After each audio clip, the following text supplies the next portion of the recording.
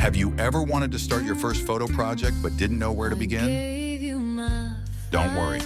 Today, I'll guide you step by step to create your very first theme-based photo story. Simple, fun, and creative. Let's get started.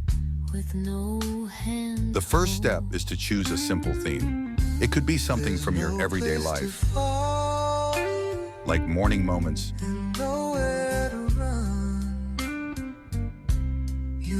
my street,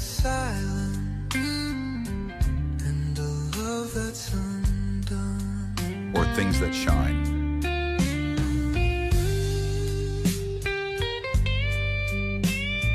The key is, keep it small and personal. Next, plan your 5 photos. Think of them like scenes in a mini-movie. Each one tells part of your story. For example, if your theme is morning moments, photo 1, the sunrise through your window. Photo 2, steam rising from your coffee. Photo 3, a quiet street on your way out.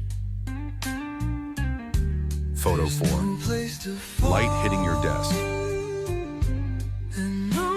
Photo 5, a reflection of you starting your day.